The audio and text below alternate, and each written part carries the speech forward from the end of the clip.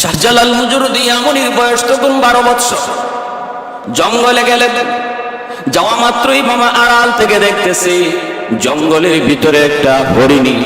শাহজালাল মুজরুদি আমনি রহমাতুল্লাহি আলাইহি কাছে আয়েশা জবান খুলে গেল, আর চোখের পানি জড়ায় জড়ায় হরিণীটা কান্দে আর বলতেছে, আল্লাহর ওলি, আমি বড় অসহায়, আমি নির্যাতিতা, আমি বড় কষ্টে আছি, বড় দুঃখে আছি।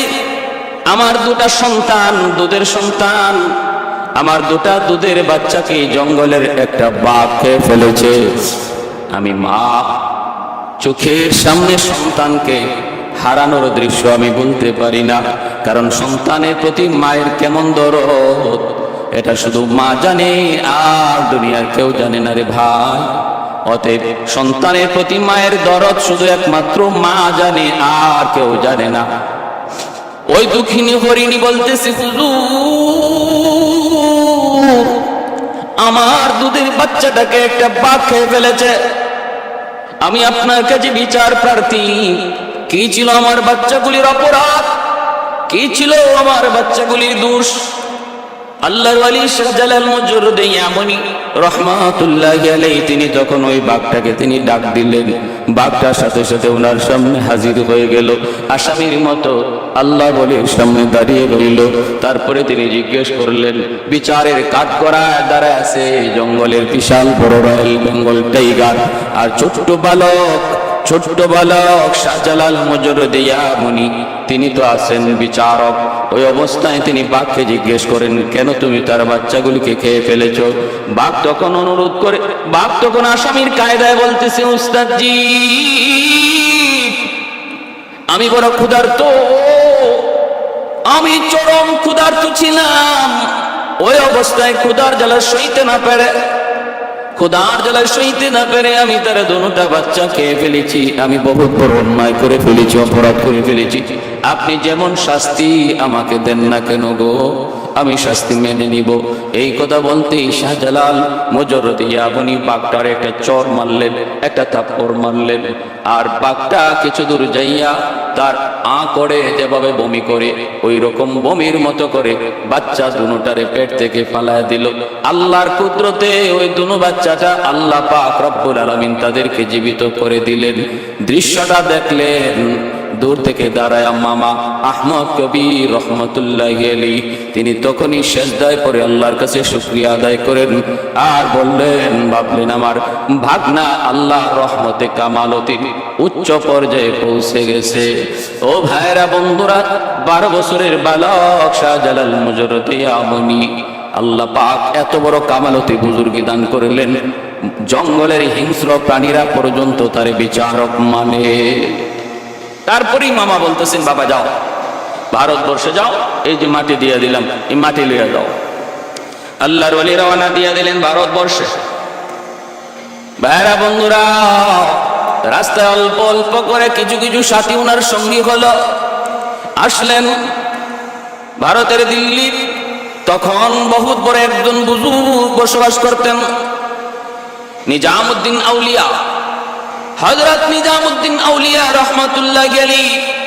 অনেক খবর পেয়ে ওনার দরবারে মেহমান ডাকলেন। ইয়ামেন থেকে একজন বুজুর্গ এসেছেন। ভাইরা বন্ধুরা, খাজা নিজামউদ্দিন আউলিয়া রহমাতুল্লাহি আলাইহি মেহমান হিসেবে রাখলেন। মেহমানদারি করতেছেন, কারণ মেহমানদারি করে আমার নবীর সুন্নাত, মান আরাদা আন ইয়াবসুতার রিজকা ফালইউকরিম দাইফাহ আও কামা ক্বালা নবী আলাইহিস সালাতু ওয়াস সালাম।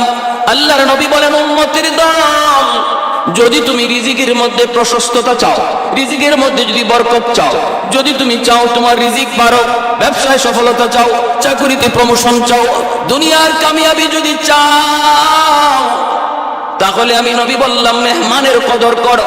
মেহমানের কদর যেই ঘরে হয়, এই ঘরের মধ্যে আল্লাহ পাক রিজিকের কোনো অভাব রাখে না, রিজিকের অভাব আল্লাহ রাখে না, রিজিকের প্রশস্ততা বাড়ায় দেয়। শাহজালাল মুজরুদি আমনি খাজা নিজামউদ্দিন আউলিয়া রহমাতুল্লাহি আলাইহির দরবারে তিনি মেহমান। এইবার খাজা নিজামউদ্দিন ওনাকে পরীক্ষা করতে চাইলেন, কামালতিয়ার বুজুর্গে কি পরিমাণ অর্জন হয়েছে, কি পরিমাণ বুজুর্গ, কত বড় বুজুর্গ। পরীক্ষা করার জন্য তিনি রুটির ভিতরে আগুন ঢুকায়া খানা হিসেবে দিয়ে দিলেন।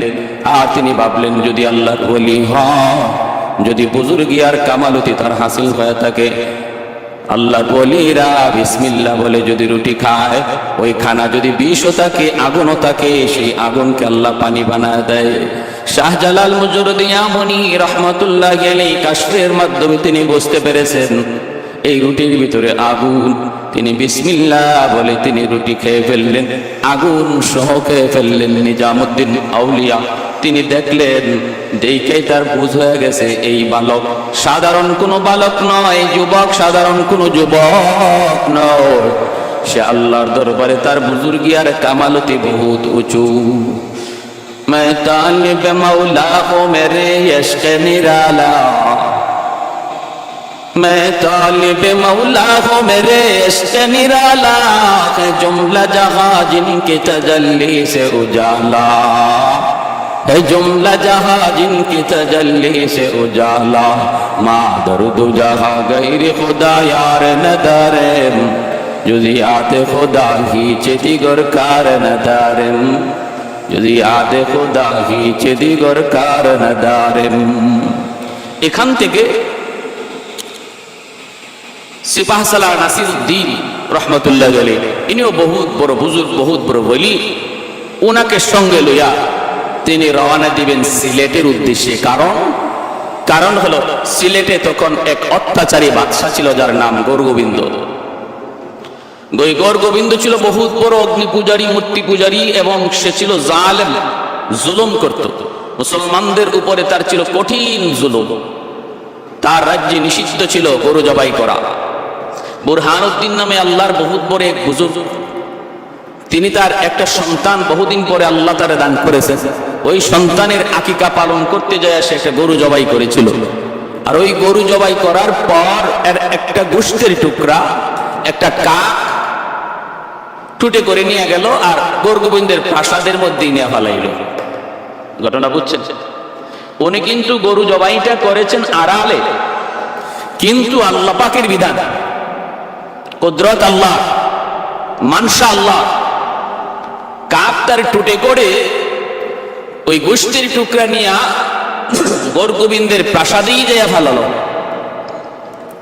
কর্মচারীরা পেয়ে গেল, হইচই শুরু হয়ে গেল, বাদশার মাথা নষ্ট। আমার রাজ্যে গরু জবাই, এত বড় সাহস কার? খোঁজ লাগাও, তালাশ লাগাও। আমার ভাইরা বন্ধুরা তালাশ করে করে তারা পেয়ে গেল বুরহানুদ্দিন তার সন্তানের আকিকা করেছে। এই আকিকার গোশতের টুকরা তার রাজদরবারে কাকের মাধ্যমে পৌঁছে।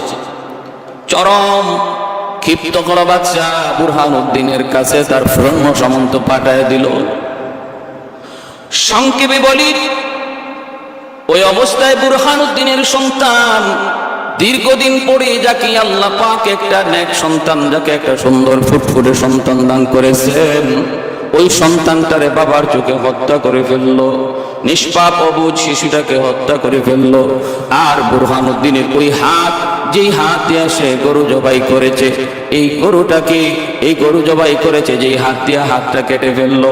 কারণ হিন্দুরা, মূর্তি পূজারীরা, গরু পূজারীরা, তারা তো গরুকে মা মনে করে, মা মনে করে, গরুকে দেবতা মনে করে, দেবতা।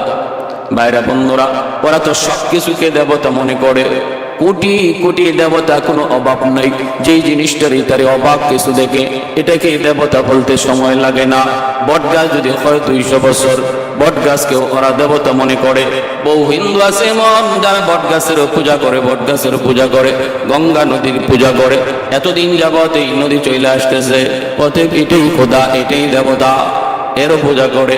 গরু গাভী দুধ দেয়, দুধ দেয়, হায় হায়, উলান কাটলে পরে দুধ পাওয়া যায় না। তখনই দুধটা আসলো কোথা থেকে? দুধটা আসলো কোথা থেকে? উলান কাটলে কোনো দুধ পাওয়া যায় না। একে একে আমাদের কি প্রতিদিন দুধ দেওয়া যায়, কিন্তু দুধের কাটলে পরে দুধ পাওয়া যায় না। গরু আমাদের দেবতা, গাভী আমাদের মা। এইভাবে অসংখ্য অগণিত দেবতা বানায় রাখছি। ভাইরা বন্ধুরা, তুলসী গাছও দেবতা, তুলসী গাছেরও পূজা হয়। কত কত দেবতার হিসাব নাই। বুরহানুদ্দিনের হাতটা কেটে দেওয়া হলো। নিষ্পাপ অবুঝ শিশুটাকে হত্যা করা হলো। আর বুরহানুদ্দিন তখন নিজের কাটা হাতটা লইয়া চোখের পানিটা মুছা কোথায় বিচার দায়ের করবে গো? দিল্লিতে চলে আসলো। দিল্লির বাদশার কাছে অভিযোগ জানালো। বাদশাহ তখন সিদ্ধান্ত নিল ফৌজ বাড়াবে। এই খবর শাহজালাল মুজরদি ইয়ামানি রহমতুল্লাহি আলাইহির কানে পৌঁছলো। ইনি বুরহানুদ্দিনের কাছ থেকে ডিটেল শোনার পর সিদ্ধান্ত নিলেন ইনি অত্যাচারী বাদশাহ গোরগোবিন্দের বিরুদ্ধে জিহাদ করবেন, তার অত্যাচার তিনি বন্ধ করবেন, জুলুমের তিনি প্রতিবাদ করবেন। কারণ একজন মুমিন কখনো জুলুম চোখ বুজে সইতে পারে না রে। মুমিন জুলুম করেও না, জুলুম সইতেও পারে না, প্রতিবাদ করবে। আল্লাহর নবী বলেন, মান রাআ মুনকারান ফালইউগাইয়ির বিয়াদিহি ফাইন লাম ইস্তাতি ফাবিলিসানিহি ফাইন লাম ইস্তাতি ফাবিকলবিহি ওয়া যালিকা আদআফুল ঈমান। নবী বলেন, যখন অন্যায় দেখো, জুলুম দেখো, তখন তুমি হাত দ্বারা সেটা প্রতিহত করো। যদি তুমি হাত দ্বারা না পারো, জবান দিয়ে প্রতিবাদ করো। জবান দিয়েও যদি তুমি না পারো, তাহলে অন্তর দিয়ে ঘৃণা করো। নবী বলেন, যালিকা আদআফুল ঈমান, এটা হলো ঈমানের সর্বনিম্ন স্তর। আল্লাহর ওলি শাহজালাল মুজরদি ইয়ামানি নাসিরউদ্দিন সিপাহসালারকে সঙ্গে লয়া রাস্তায় ওনার সঙ্গী সাথী হইতে হইতে 360 জন আল্লাহওয়ালাকে একসাথে নিয়ে সিলেটের জমিনের উদ্দেশ্যে তিনি রওনা দিলেন। গোরগোবিন্দ খবর পেয়ে গেল সুরমা নদী এমন একটা নদী, যেই নদীটা পাড়ি দিয়া সিলেট শহরে ঢুকতে হয়। ওই নদীর যতগুলা নৌকা ছিল, খেয়া ছিল, সব গোরগোবিন্দ সরায় দিল। গোরগোবিন্দ সবগুলি সরায় দিল, যেন আল্লাহর ওলি তিনি নদী পার হতে না পারেন, প্রাসাদে যেন পৌঁছতে না পারেন। বলুন তো দেখি আপনারা, যদি আল্লাহ চায় তাহলে নৌকা লাগবে নাকি? আল্লাহর কুদরত যেখানে পৌঁছে যায়, মানুষের বিবেক তখন হারিয়ে যায়, চিন্তা ফিকির ধ্যান ধারণা বাস্তবতা তখন বিদায় নেয়। আল্লাহর কুদরত যখন হাজির হয়ে যায়, কাদিরে কুদরত দারি বরকামাল, কাদিরে কুদরত দারি বরকামাল, আনতা রব্বি আনতা হাসবি যুল জালাল, আনতা রব্বি আনতা হাসবি যুল জালাল। আল্লাহর ওলি সুরমা নদীর কিনারায় গেলেন, যাইয়েই তিনি আদেশ দিলেন। এইদিকে নিজামুদ্দিন আউলিয়া রহমতুল্লাহি আলাইহি তিনি যখন ওনার পরীক্ষায় শাহজালাল মুজরদি ইয়ামানি বুজুর্গি আর কারামতির লাইনে পাশ করলেন, তখন তিনি খুশি হইয়া সিলেটের উদ্দেশ্যে পাঠালেন। আর ওনাকে হাদিয়া স্বরূপ এক জোড়া ওই জালালি কবুতর হাদিয়া দিয়েছিলেন। সেখান থেকেই জালালি কবুতর শাহজালাল মুজরদি ইয়ামানি রহমতুল্লাহি আলাইহির সাথে সিলেটে আসে। ছাই কালারের নাম তখন জালালি কবুতর ছিল না, ছাই কালারের এক জোড়া কবুতর হাদিয়া দিছেন। আর যেহেতু শাহজালাল রহমতুল্লাহি আলাইহির সাথে সিলেটে এই এক জোড়া কবুতর এসেছে, এজন্য এই কবুতরের নাম হয়ে গেছে জালালি কবুতর। নদীর কিনারায় পৌঁছে দেখেন ব্যবস্থা নাই, নদী পার হবেন কেমন করে, ব্যবস্থা নাই। আল্লাহর ওলি আল্লাহর কাছে সাহায্য চাইলেন, মালিক কিভাবে পার হব জানি না, ব্যবস্থা তোমার, আমার চেষ্টা, আমার ইরাদা। আয় আল্লাহ, নদী পার হতে চাই, কেমন করে পার করবা জানি না মাওলা। আল্লাহ পাক রব্বুল আলামিনের কাছে যখন দোয়া করতে লাগলেন, আল্লাহর ওলিরা চাইতে দেরি, দোয়া কবুল হতে দেরি হয় না। তিনি তো একজন মুস্তাজাবুদ দাওয়া ছিলেন, যার হাত উঠাইতে দেরি হয়, কবুল হতে দেরি হয় না। আল্লাহর ওলি শাহজালাল মুজরদি ইয়ামানি হাত বাড়ালেন, আল্লাহ দোয়া কবুল করলেন। মালিক জানায় দিলেন, অন্তরে ইলহাম করলেন, বন্ধু আমার, তুমি এইবার তোমার যায় নামাজটা নদীতে বিছায়া দাও। যারা আল্লাহর ওলি তারা সবাই আল্লাহর বন্ধু। ওলি শব্দের অর্থই হলো বন্ধু, ওলি শব্দের অর্থই হলো বন্ধু, এর বহু বচন হলো আউলিয়া। তাদের প্রসঙ্গে আল্লাহ পাক কোরআনে বলেছেন, আলা ইন্না আউলিয়া আল্লাহ লা খাউফুন আলাইহিম ওয়া লা হুম ইয়াহজানুন।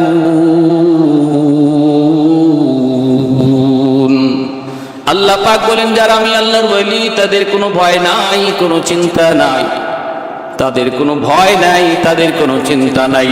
তাদের জীবনের যত সমস্যা সবগুলি সমস্যার সমাধানের জিম্মাদার আমি আল্লাহ। অতএব তাদের জীবনে কোনো সমস্যা নাই, তাদের কোনো ভয়ভীতিও নাই, যত ভয় সব কিছুর জিম্মাদারও আমি আল্লাহ।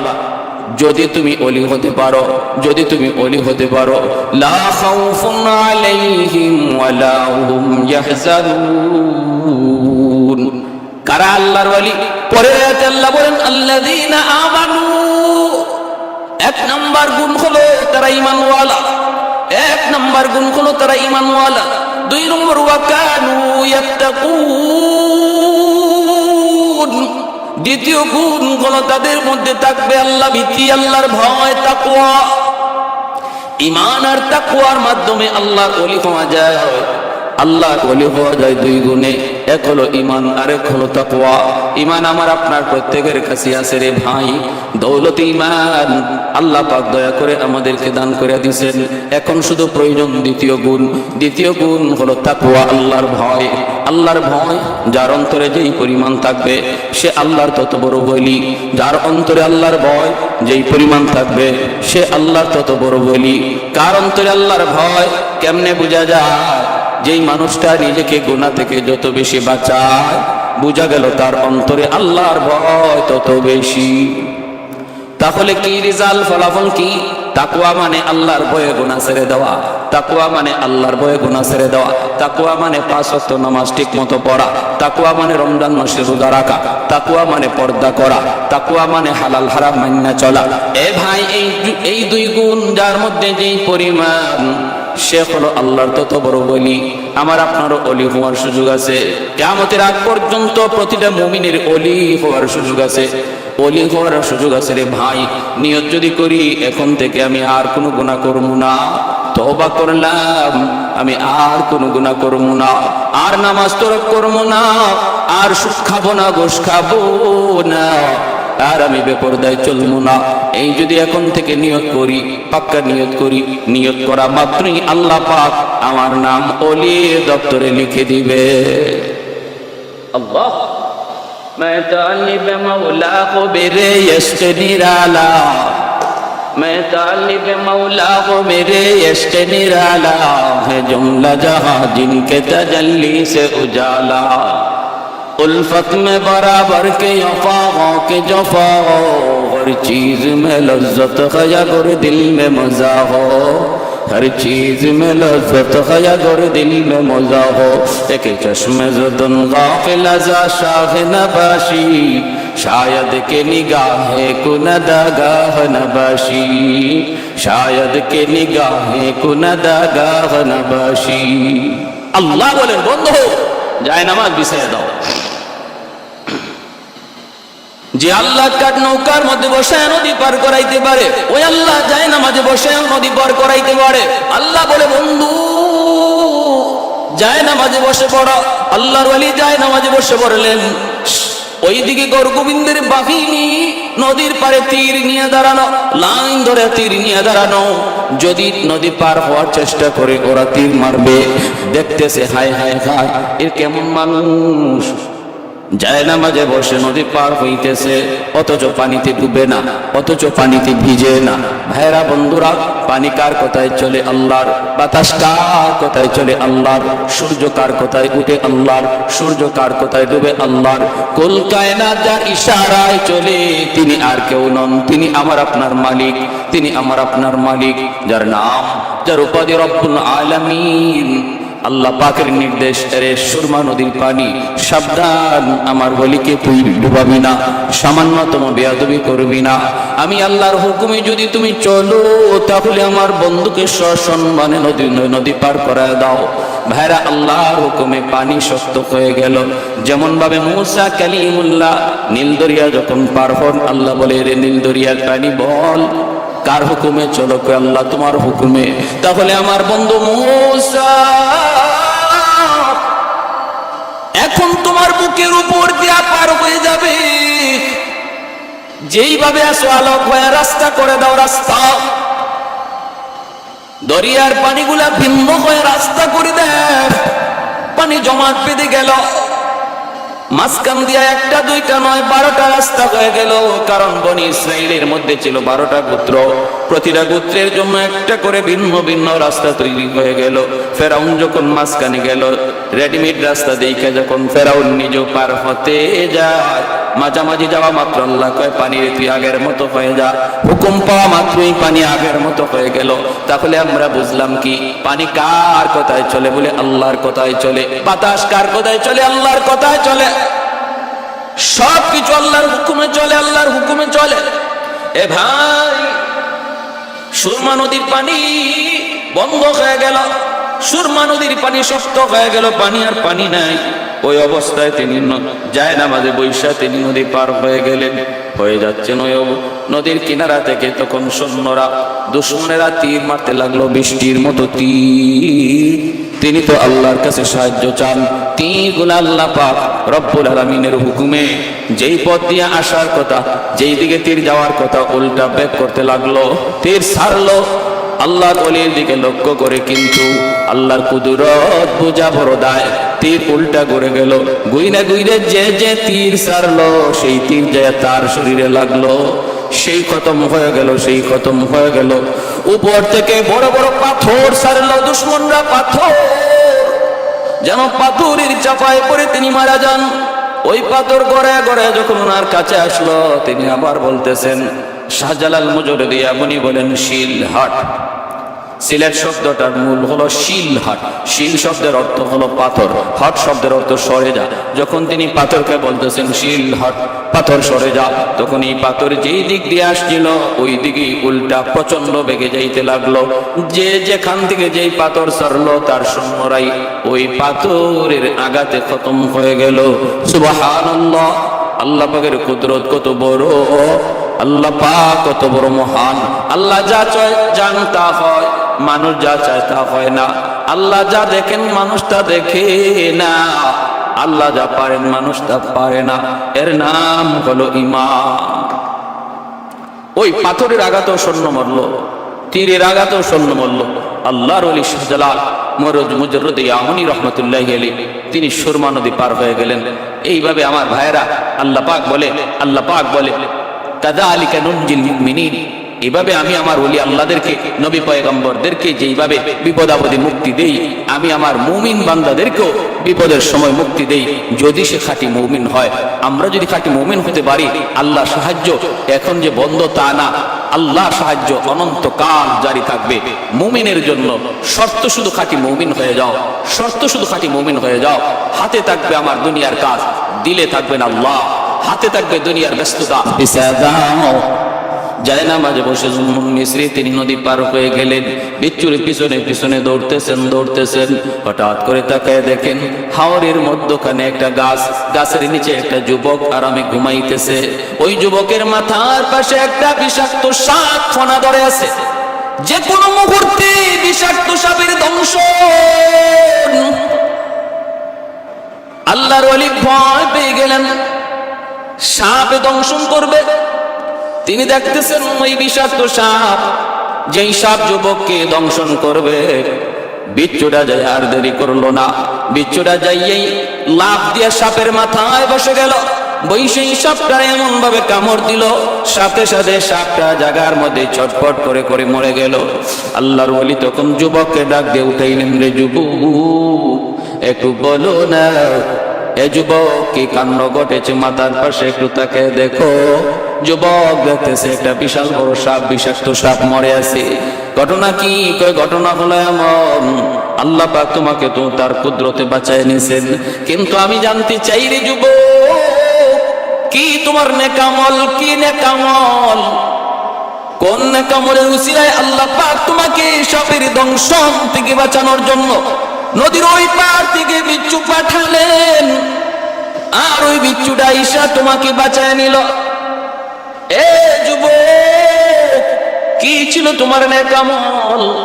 যখন এইভাবে আল্লাহর ওলি জানতে চাইলেন, যুবক চোখের পানি জোরে কান্দে আর বলতেছে, আল্লাহর ওলি আমার কোনো ব্যক্তিগত নিজস্ব অথবা অতিরিক্ত কোনো নেকামল মনে পড়ে না। আমি যে একজন বুজুর্গ, আমি যে একজন আল্লাহওয়ালা, তাও আমি জানি না। আল্লাহ আল্লাহর কোনো কারামত কোনো বুজুর্গি ও আমার কাছে নেই। তবে আমি যতদূর জানি আমি 5 ওয়াক্ত নামাজ ঠিক মতো পড়ি, যেখানেই থাকি সেখানেই নামাজ পড়ি। হাওড়ে থাকলেও আজান হলে নামাজ পড়িনি, হাওড়ে আমি আজান দিয়ে নামাজ পড়িনি। জঙ্গলে থাকলে সেখানে ওয়াক্ত মতো আমি নামাজ আদায় করে নেই। সকল ব্যস্ততার ভিতরে আমি আল্লাহর হুকুমকে ভুলি না, সমস্ত ব্যস্ততার ভিতরে আমার দিলের ভিতরে আল্লাহর মহব্বত। এজন্য দুনিয়ার কোনো কর্ম, দুনিয়ার কোনো ব্যস্ততা আমাকে আল্লাহর হুকুম থেকে গাফেল করতে পারে না। এই হলো আমার দেখার মধ্যে একটা আমল। আরেকটা হলো আমি যখন ওই জায়গায় ঘুমাইতে যাই, আমি আল্লাহর কাছে দোয়া করেছিলাম, মালিক এই হাওরে আমি একটু ঘুমাবো, আমি বড় ক্লান্ত পরিশ্রান্ত, গাছের নিচে ঘুমাবো। কিন্তু কেমন করে ঘুমাই? আমার তো কোনো আপনজন আত্মীয় স্বজন কেউ নাই। আল্লাহ আমি গাছের নিচে ঘুমাবো, পাহারা দিবে কে? বিপদে পড়লে সাহায্য করবে কে? আল্লাহ তোমার কাছে আমি ভরসা করলাম, আল্লাহ তোমার উপর ভরসা করে ঘুমাইলাম, তুমি আমাকে সাহায্য কইরো। আল্লাহ পাক বলে ওয়ামাইয়া তাওয়াক্কাল আলাল্লাহ ফাহুয়া হাসবু, যে আমার উপরে যেই পরিমাণ ধারণা রাখে, আমার উপরে যেই পরিমাণ বিশ্বাস রাখে, আমার উপরে যে পরিমাণ ভরসা করে, আমি আল্লাহ তার সাথে ওই পরিমাণ লেনদেন করি, আমি তার জন্য যথেষ্ট হয়ে যাই। 100 ভরসা যদি কেউ আল্লাহর উপরে করে, আল্লাহ তার জন্য 100 সমাধান বের করে দেন। আল্লাহ পাক তার 100 জিম্মাদার হয়ে যান। কেউ যদি 50 ভাগ ভরসা করে, আল্লাহ 50 ভাগ তার জিম্মাদার হয়ে যান। এজন্য ভাইরা বন্ধুরা, ভরসা করবো কার উপর?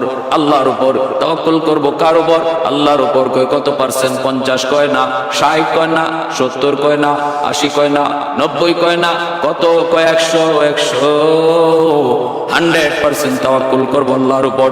আল্লাহর ওলি কি যুবক বলতেছে, আল্লাহর ওলি আমি যখন ঘুমাই আল্লাহর কাছে বলতেছি, মালিক এই নির্জন মরুভূমিতে গাছের নিচে ঘুমাবো, কিন্তু বাঁচানেওয়ালা কেউ নাই, তুমি ছাড়া আল্লাহ, আমাকে তুমি বিপদ থেকে উদ্ধার কইরো। এই বইলে আমি ঘুমাইছি। এজন্য আল্লাহ পাক তার জিম্মাদার হয়ে গেছেন, জিম্মাদার হয়ে গেছেন। আল্লাহর ওলি জুন্নুন মিসরি রহমাতুল্লাহ আলাইহি যুবককে বুকে নিয়ে বুক মিলাইলেন আর বললেন, যুবক ও যুবক, তুমি আল্লাহর কাছে বড় পেয়ারা, আল্লাহর কাছে তোমার দাম বড় বেশি। এই ভাই, এজন্য আল্লাহর ওলিদেরকে আল্লাহ পাক কুদরতি হাতে বিপদ থেকে বাঁচায়। সমস্যায় পড়লে আল্লাহ সমস্যা থেকে উদ্ধার করে। আল্লাহ নিজেই বলেছে, ওয়াকাযালিকা নুনজিল মুমিনিন, মুমিনদেরকে আমি আল্লাহ এইভাবে উদ্ধার করি। শাহজালাল মুজরদি আমনিকে আল্লাহ পাক সুরমা নদী পার করায় দিলেন, যায় নামাজে বসা। এইবার গৌর গোবিন্দের প্রাসাদ, গৌর গোবিন্দ আত্মগোপন করলো, বাঁচার জন্য আত্মগোপন করলো। ভাইরা বন্ধুরা, নাসিরউদ্দিন সিফা সালাহ রহমতুল্লাহ আলাইহি তিনি আজান দিলেন। আজান দেওয়া মাত্রই দেখা যায় গৌর গোবিন্দের প্রাসাদগুলি আজানের আওয়াজে একে একে ধসে পড়লো। গৌর গোবিন্দ পলায়ন করলো, সৈন্য সামন্ত খতম হয়ে গেল। ভাইরা বন্ধুরা, জুলুমের অবসান হলো, জুলুমের অবসান হলো, জুলুমের অবসান হলো। আল্লাহর ওলি শাহজালাল মুজরদি আমনি রহমাতুল্লাহ আলাইহি 360 জন আউলিয়া লইয়া সিলেটের পবিত্র জমিনে যা ঢুকলেন। আর ওই জায়গায় যায় তিনি তার মামার দেওয়া সেই মাটি মিলায়া দেখেন। মামা যেই মাটি দিয়া বলছিলেন এই মাটি যেই মাটির সাথে মিলবে সেখানে তুমি অবস্থান করবে, তিনি তাকে দেখেন সিলেটের মাটির সাথে ইয়ামেনের ওই মাটির মিল। ভাইরা, শুধু ইয়ামেনের মাটির মিল নয়, সিলেটের মাটির ব্যাপারে আরো সুসংবাদ দিয়েছেন শাইখুল ইসলাম কুতবুল আলম সৈয়দ হুসাইন আহমদ মাদানী রহমাতুল্লাহ আলাইহি। তিনি সিলেটের জমিনকে বড় ভালোবাসতেন। জীবন ভোর আল্লাহর ওলি ইতিকাফ করেছেন সিলেটের জমিনে, রমজান কাটাইছেন সিলেটের জমিনে। তিনি সিলেটের প্রথম মাইসেই বললেন, আমি সিলেটের মাটির সাথে মদিনার মাটির বড় মিল পাই, আমি সিলেটের মানুষের সাথে মদিনার মানুষের বড় মিল পাই। সুবহানাল্লাহ। সিলেটের মাটির সাথে, সিলেটের মানুষের সাথে মদিনার মাটির, মদিনার মানুষের মিল পাই। উক্তিকার কুতবুল আলম সৈয়দ হুসাইন আহমদ মাদানী রহমতুল্লাহ আলাইহি। আমার ভাইরা, গৌর গোবিন্দের জুলুমের অবসান হলো। শাহজালাল মুজরদি আমনি মসজিদ বানাইলেন ইবাদতের জন্য। এইবার পানি লিয়া লাগছে বড় সমস্যা। সিলেটের তখন মানুষের পানির নেওয়ার উৎস একমাত্র ছিল সুরমা নদী। এই সুরমা নদী থেকেই পানি নেওয়া হতো, পানির ব্যবস্থা ছিল। কিন্তু নদীর পানিটা ছিল ঘোলা এবং স্রোত, এজন্য এই পানি খাওয়ার উপযুক্ত ছিল না। পানি খাওয়া উপযুক্ততা ছিল না। সবাই এই আল্লাহর ওলির কাছে আবদার জানাইলো যে একটু পানির ব্যবস্থা করেন, আমাদের জন্য একটু পানির ব্যবস্থা করেন। যখন ওনার কাছে পানির আবদার জানায়, তিনি তখন একটা কুয়া খনন করতে বললেন। ঠিক আছে, সবাই মিলে একটা কুয়া খনন করো। আমার ভাইরা একটা কুয়া খনন করতে বললেন। এই কুয়ার মধ্যে তিনি কুয়া খনন করার পর আল্লাহর কাছে দোয়া করলেন, আল্লাহ ও মালিক, আমার যদ্দূর সাধ্য ছিল আমি কুয়া খনন করলাম, কিন্তু এই কুয়ার মধ্যে পানি আসবে কোথা থেকে সেটা আমি জানি না, তুমি জানো। আল্লাহ, তোমার কাছে আবদার, এই কুয়ার সাথে তুমি মক্কার জমজম কুয়ার সম্পর্ক তৈরি করে দাও। আল্লাহর ওলিদের দোয়া বৃথা যায় না। দোয়া করলেন, আল্লাহ এই কুয়ার সাথে মক্কার জমজম কুয়ার সম্পর্ক তৈরি করে দাও। আল্লাহর কাছে দোয়া কবুল হয়ে গেছে। ভাইরা আমার, এর যুবক খেয়াল করে শুনো, ওই লাঠি দ্বারা তিনি মাটিতে আঘাত করলেন। মাটিতে আঘাত করা মাত্রই দেখা গেল মাটি ফেটে পানি উঠা শুরু হলো।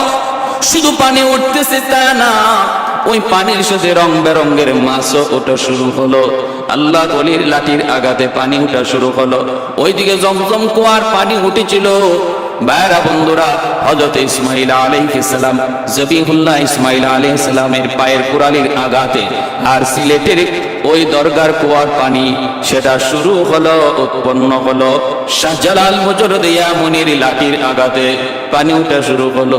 ভাইরা বন্ধুরা, এগুলো আল্লাহর ওলিদের কারামত। আল্লাহর ওলিদের কারামত, কারামাতুল আউলিয়াই হাকুন, ওলিদের কারামত, এটা হক। ভাইরা, আপনি বলতে পারেন আমি বিশ্বাস করি না, আপনি এটা বিশ্বাস করেন না বলতে পারেন, কিন্তু যদি বলেন আমি ওলিদের কোনো কারামত বিশ্বাস করি না, তাহলে আপনার ঈমান থাকবে না। কারণ ওলি আল্লাহদের কারামতের ঘটনা আল্লাহ কোরআনের মধ্যে একাধিক জায়গায় বলেছেন। সুলাইমান আলাইহিস সালামের জমানায় সেই বিলকিস রানীর সিংহাসন কে চোখের পলকে, হাজার মাইলের দূরে এত বড় বিশাল সিংহাসন চোখের পলকে কে মিশরে আনলো, কিভাবে আনা সম্ভব? সেটাও ছিল একজন ওলির কারামত, ওলির বুজুর্গি, যার ইসমে আজমের ক্ষমতা জানা ছিল, ইসমে আজম যার অর্জন হয়েছিল। এজন্য ভাইরা বন্ধুরা, ওলিদের কারামত এগুলো হক সত্য, এর ভিতরে কোনো সন্দেহ নাই। আপনি নির্দিষ্ট করে কোনো কারামত যদি বলেন এটা আমার সন্দেহ হয়, এর কোনো নির্ভরযোগ্য তথ্য পাই না, সেটা ভিন্ন কথা। কিন্তু যদি বলেন এগুলা হতেই পারে না, এগুলা অসম্ভব, তাহলে ঈমান থাকবে না। কারণ ওলিদের কারামত ওলিদের নিজস্ব কোনো ক্ষমতা নয়। নবীদের মুজিজা তাদের নিজস্ব কোনো ক্ষমতা নয়। ওলিদের কারামত, নবীদের মুজিজা সম্পূর্ণটা আল্লাহর ইশারায়, আল্লাহ করান। অতএব বলুন তো দেখি, আল্লাহ যদি চান, আল্লাহ যদি করান, তাহলে সম্ভব কিনা? অবশ্যই সম্ভব। যদি বলেন সম্ভব না, তাহলে ঈমান থাকবে না। লাঠির আঘাত দেওয়া মাত্রই পানি বের হলো। আর এর আগে দোয়া করে নিলেন, আল্লাহ তুমি জমজম কুয়ার সম্পর্ক, আল্লাহ তুমি মক্কার জমজমের সাথে করে দিও। ও ভাইরা বন্ধুরা, পানি আজ উঠলো, সে তখনও উঠলো, আজও আছে, এবং বিভিন্ন রঙের মাছও আছে। এ ভাই, এই কুয়ার সাথে জমজম কুয়ার সম্পর্ক কেমনে তৈরি হলো রে ভাই? একটু মনোযোগ দিয়ে শুনুন। আল্লাহর ওলির দোয়া এবার প্রমাণিত হওয়ার তো লাগবে। কেমনে প্রমাণিত হবে? একটা ঘটনা ভালো করে খেয়াল করুন। ঘটনাটা হলো সিলেট জেলার ভাইরা বন্ধুরা, চান্দাইনটিলা গ্রামের দুইজন মানুষ তখনকার সময় হজে যাওয়ার জন্য ইরাদা করলো। এক হলো আবু মানসুর, আর একজন হলো আব্দুল ওয়াহাব। আবু মানসুর, আব্দুল ওয়াহাব নামে দুই ব্যক্তি হজের উদ্দেশ্যে রওনা দিল। থলে পড়া তাদের স্বর্ণ মুদ্রা। তখনকার সময় কোনো টাকা পয়সার লেনদেন ছিল না, স্বর্ণ মুদ্রার মাধ্যমে লেনদেন হতো। ওই স্বর্ণ মুদ্রা লইয়া তারা গেলেন হজের উদ্দেশ্যে। মাসকে মাস পায়ে হেঁটে এরকম ভাবে তখন হজে যাওয়া লাগতো। তারা দীর্ঘদিন সফর করে হজে গেলেন। হজে গিয়া হজের কাজ সমাপ্ত করলেন। সমাপ্ত করার পর দেখেন তাদের স্বর্ণ মুদ্রা এখনো কিছু অবশিষ্ট রয়ে গেছে। এই স্বর্ণ মুদ্রা লইয়া তারা বাড়িতে কেমন করে যাবেন? যদি রাস্তাঘাটে কত ডাকাতের ভয়, কত লুটতরাজের ভয়, যে কোনো জায়গায় ডাকাতি হয়ে যেতে পারে। অতএব এই স্বর্ণ মুদ্রা লইয়া বাড়িতে পৌঁছানো সম্ভব না। করা যায় কি? তখন তারা চিন্তা করলেন, আমরা তো জানি সিলেটের ওই শাহজালাল কুয়ার সাথে জমজমের সম্পর্ক। শাহজালাল মুজরদি আমনি রহমতুল্লাহ আলাইহি দোয়ার কারণে যার সঙ্গে 360 জন আউলিয়া ছিলেন, যার কারণে সিলেটের জমিনকে 360 আউলিয়ার দেশ বলা হয়। পূর্ণভূমি ওলি আল্লাহর জমিন। এখনো সিলেটের বিভিন্ন জায়গায় ওই আল্লাহর ওলিদের কবর, বিভিন্ন জায়গায় তারা শুয়ে আছেন। তারা দুজন চিন্তা করে, আমরা যদি জমজম কুয়ার মধ্যে আমাদের সেই স্বর্ণ মুদ্রার থলিটা যদি জমজম কুয়ায় ফেলে দেই, যদি যুগ সাজেশ থাকে, তাহলে তো এই স্বর্ণ মুদ্রা ফালাইমু এখানে, পাইমু যায়া সিলেটের দরগার কুয়ায়। সম্পর্ক যদি থাকে তাহলে হবে না কেন? আল্লাহ যদি চায়, ওই কুয়ার সাথে যদি জমজম কুয়ার সম্পর্ক আল্লাহ করায় দিতে পারে, নিয়ত করে যদি আমরা স্বর্ণ মুদ্রার থলি এখানে ফালাই, আল্লাহ এই থলিও সিলেটের জমিনে আল্লাহ পৌঁছাইতে পারে। এই বইলে আল্লাহর উপর পুরা ইয়াকিন আর বিশ্বাস রাখা তারা এই থলিটা এখানে রেখে দিলেন। ভরসা করলেন কার উপর? আল্লাহর উপর। হজের কাজ শেষ, বাড়িতে এসে পৌঁছলেন। বাড়িতে পৌঁছার পর তারা গেলেন ওই কুয়ার কাছে, খবর নিলেন, খাদেমকে জিজ্ঞেস করলেন কুয়া পরিষ্কার করে। যে খাদেম বলতেছে, হ্যাঁ আমি তো কুয়া পরিষ্কার করার সময় আমার পায়ে একটা থলি লাগলো, আমি ওই থলিটা উঠাইলাম, উঠাইয়া দেখলাম এর ভিতরে অনেকগুলো স্বর্ণ মুদ্রা, আর এই থলিতে আমি একটা কৌটার মধ্যে একটা কাগজও পেয়েছি, যে কাগজের মধ্যে 2 জন মানুষের নাম, একজন হলো আবু মনসুর, আরেকজন আব্দুল ওয়াহাব। ঠিকানা হলো চান্দাইন্যা টিলা। এই হলো ঠিকানা। আপনারা কারা? বলে আমরা সেই 2 মানুষ যারা হজে গিয়েছিলাম। স্বর্ণ মুদ্রা কেমন করে দেশে পৌঁছাবো? ডাকাতের বই আমরা জমজম কুয়ার মধ্যে এই থলিটা ফেলাই দিলাম। আল্লাহ পাক ওই থলিটাকে জমজমের সাথে কুয়া, শাহজালাল রহমতুল্লাহি আলাইহি কুয়ার দরগার কুয়ার মিল আছে বিদায় আল্লাহ পাক পৌঁছায় দিয়েছেন। বাবা আমাদের স্বর্ণগুলা দাও। খাদেম তখন সেই স্বর্ণ মুদ্রাগুলা উনাদের হাতে পৌঁছে দিল। আহাদুল লাইসা কামিসলি সামাদুল লাইসা কাফাদলি লিমানিল মুলকু তুগুই তু সাজাওয়ার খুদাই, তু খুদাওয়ান্দ ইয়ামিনি তু খুদাওয়ান্দ ইয়াসারি, তু খুদাওয়ান্দ জমিনি তু খুদাওয়ান্দ সামাই, তু রহিমি তু করিমি তু সামিঈ তু বসিরি, তু মুইদ্দি তু মুদিল্লি তু মালিকিল আরশি বজাই। বরিয়াদ কুরদন ও খুফতন, বরিয়াদ তহমতে মর্দন, বরিয়াদ বিমু উমিদি, বরিয়াদ রঞ্জ বালাই, বরিয়াদ রিমু বরিয়াদ রঞ্জ বালাই। ভাইরা বন্ধুরা, এজন্য বলতেছিলাম আমার ভাই শাহজালাল মুজররদি আমনি রহমতুল্লাহি আলাইহি কত বড় বুজুর্গ, কত বড় আল্লাহর ওলি, জীবনে বিয়ে শাদী করেন নাই, এজন্য ওনার উপাধি ছিল মুজাররাদ। কেন? আমি আপনি যদি মনে করি তাহলে আমিও বিয়ে করবো না, বলে না, আমার আপনার জন্য এই হালত না। তিনি যেই হালতে ছিলেন তার জন্য সেটা জায়েজ, কারণ তার দিলের ভিতরে তার পশমে পশমে গোড়ায় গোড়ায় আল্লাহর মহব্বত ছিল, আল্লাহর মহব্বত ছিল। বিদায় তাদের সাথে আমাদের মাসালা, আমাদের জিন্দগি ফিট করলে চলবে না। 360 আউলিয়ার জমিন। আর ওই যে ভাইরা বন্ধুরা, নাসিরউদ্দিন সিপাহ সালাহ রহমতুল্লাহি আলাইহি উনি একদিন ওই কবুতরের জোড়া খেয়ে ফেলেছিলেন। এটাও আমরা পেয়েছি তারিখের কিতাবের মধ্যে। ওই যে কবুতরের জোড়াটা নিজামুদ্দিন আউলিয়া ওনাকে উপহার দিয়েছিলেন, ওই কবুতরের জোড়াটা খেয়ে ফেলেছিলেন নাসিরউদ্দিন সিপাহ সালাহ রহমতুল্লাহি আলাইহি। শাহপরান রহমতুল্লাহি আলাইহি, শাহপরান শাহজালাল মুজররদি রহমতুল্লাহি আলাইহির ভাগনা শাহপরান রহমতুল্লাহি আলাইহি কবুতরের জোড়াটা খেয়ে ফেলেছিলেন। তখন তিনি বলছিলেন, ভাগনা এটা করলা কি? এটা তো একটা উপহার। তিনি সাথে সাথে ওই কবুতরের পাকগুলা ছিল সবগুলা পাক একত্রিত করে আল্লাহর নামে দোয়া করলেন, ফু দিলেন, পাক থেকে অসংখ্য অগণিত কবুতর তৈরি হয়ে গেল। আজও সিলেটের জমিনে আপনি যদি দরগায় যান, এত অসংখ্য অগণিত কবুতর দেখবেন, সেটা ওই এক জোড়া কবুতরের বংশধর। ভাইরা বন্ধুরা, আমি বলতেছি কোথায় যে আল্লাহর ওলিদের কারামত এগুলা আল্লাহর পক্ষ থেকে হয়, তাদের নিজস্ব ব্যক্তিগত কোনো ক্ষমতার বলে নয়। আল্লাহর পক্ষ থেকে যে সমস্ত বিষয় হয়, এর মধ্যে আমার আপনার চিন্তা, ফিকির, চেতনা, আমার যুক্তি, আমার বিবেক সব ফেল হয়ে যাবে। নবীদের মুআজিজার